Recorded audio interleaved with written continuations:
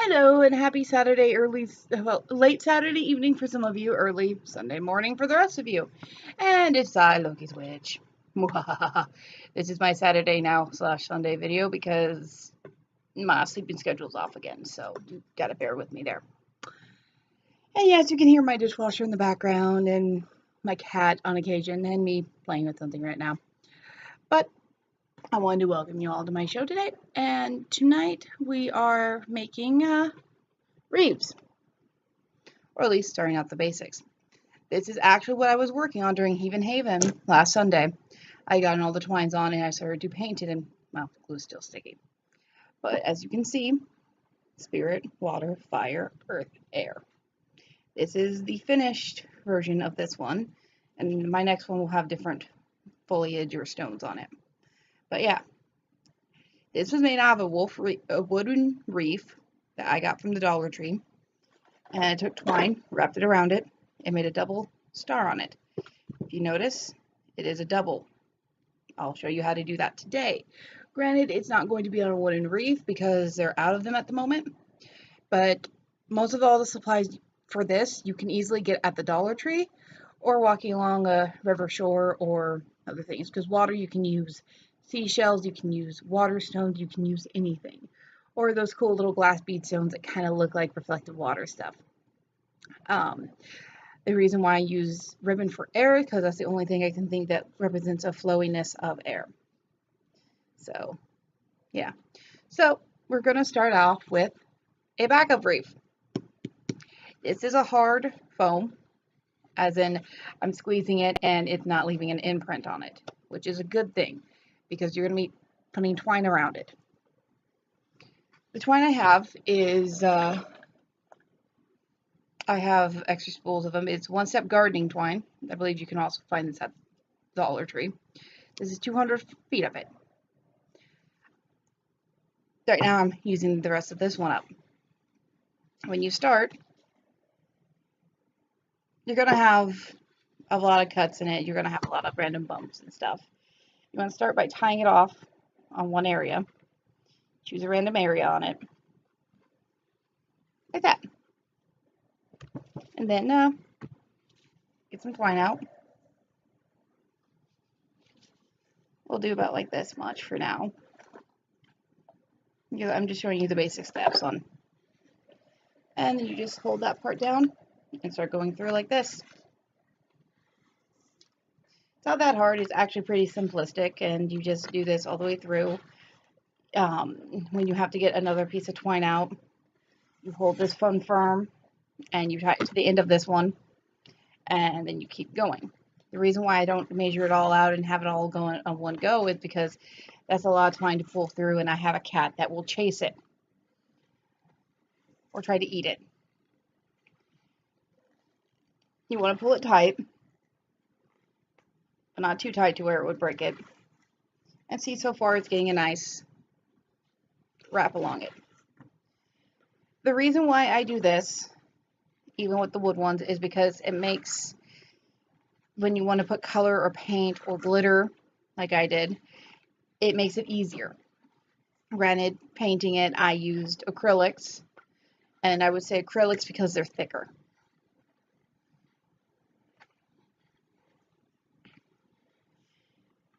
Watercolors may wash off. You can get a sealant for acrylics, same as watercolors as well. See, but I'm going to actually do something about this real quick because I'm just showing you the basics on how to get started off.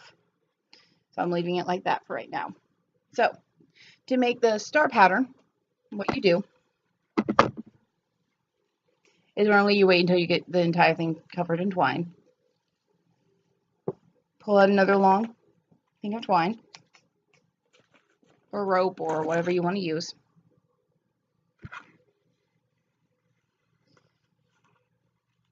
Find where you want to start off. Of course, tie it off because, well, you need to tie it.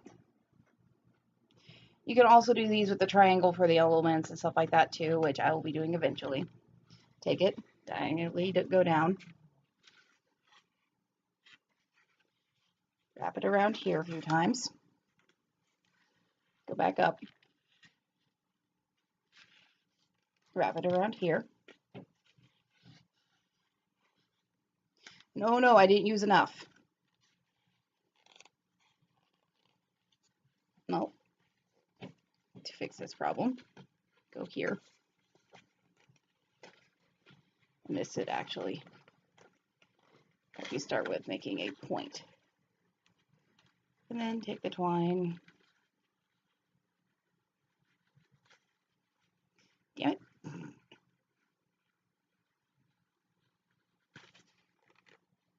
Kind of do a quick knot up here. Take another piece of twine. And it's okay to have to cut mini lengths of twine. I mean, that's why you get 200 feet of it. I mean, dang. This has lasted me a blanket fort, a wreath, and wrapping it around a glass bottle already. What you do to fix your little blunder here, take it, go down here. That was more or less my little blunder, not yours.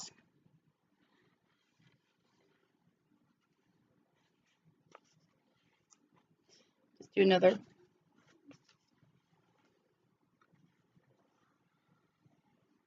Go some this way.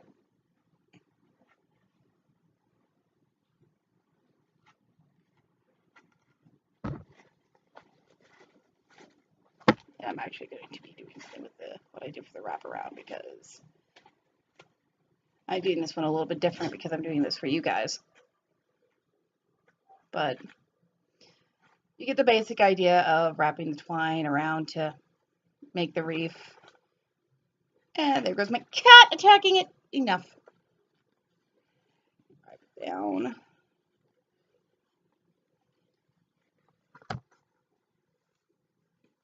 Same.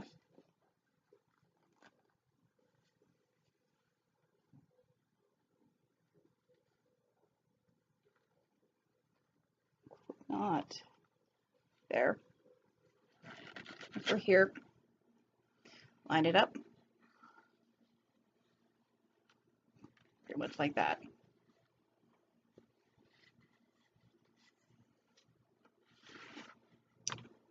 The reason why the wood wreath is better is because, well, it's not as bulky. It takes a little less twine. And I'm not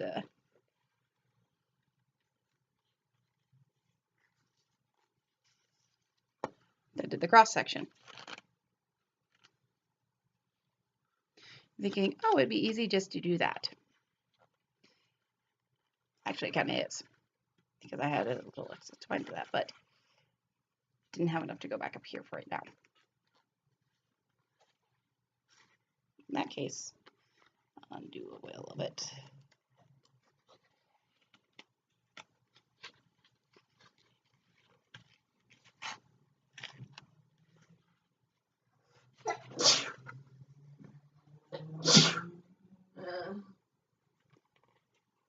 Here.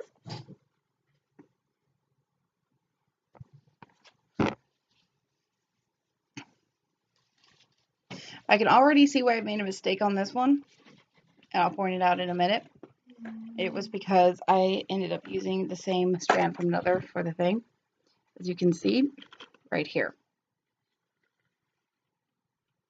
So I will probably go back and fix that in a little while.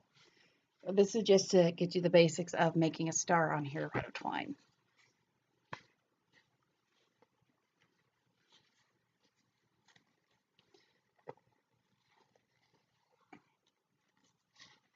Like this again.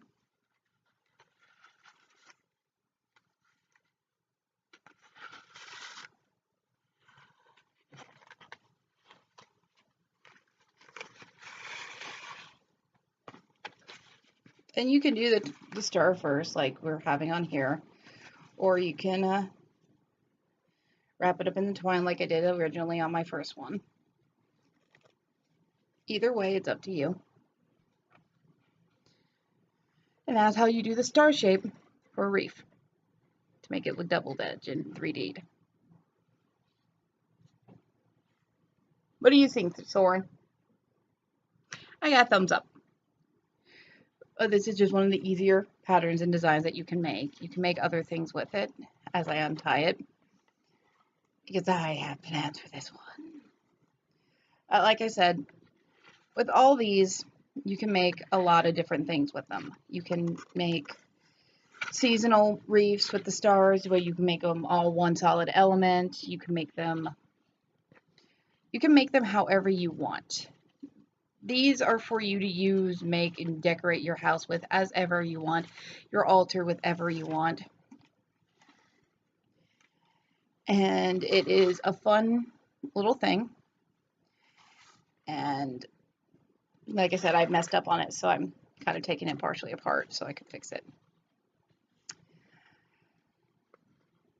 And as always, it is what craft you make, and making them by hand is always a good thing, and there's no shame going and buying a pre-made one or one that's already made.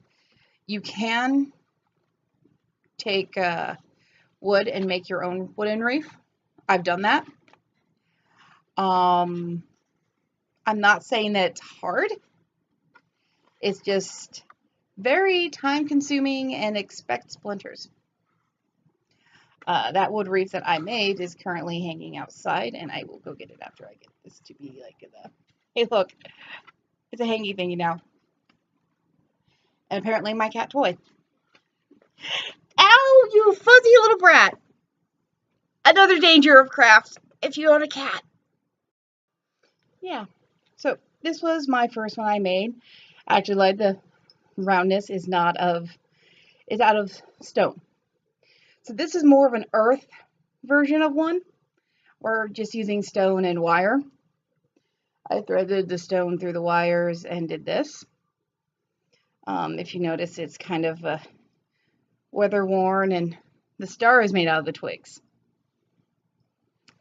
This was a labor of love, and I also made Christmas wreaths with the for family members and sent them out that actually had the star in the center. This one I may be taking apart because it is falling apart because of weather. It's been hanging outside for the last year and a half. But when you do it, the best thing to do with it is getting parts of trees that are still soft and pliable, bending them, tying them together tightly, and then continuing that around until you have your circle wreath. I've done it. I will eventually be doing it again on camera for you guys to see. And you can make them look any way you want. I mean, I did this one, the one I'm going to be correcting later. I mean, and wooden one right here. The wreath is what you make it. It doesn't have to be a star. It can be, if you're a Christian or Catholic or whatever kind of witch, it can be a cross. Crosses are simply easy to make. And or you can do the triangles for the symbols with the lines in between, and it's whatever you want to make. I'll be working on a series of the elemental ones, and if you don't want to waste your time in making it and getting fun splinters, send me a message on Twitter and I can see what I can do for $5. Yeah, no, I'm not totally pimping myself out. I just really need to do this as a hobby so I have something to help me stress relief. It is an excellent stress relief, is crafting things and doing things. Yeah. And so, blessed be all and enjoy your weekend. See you Sunday night for Heathen Haven.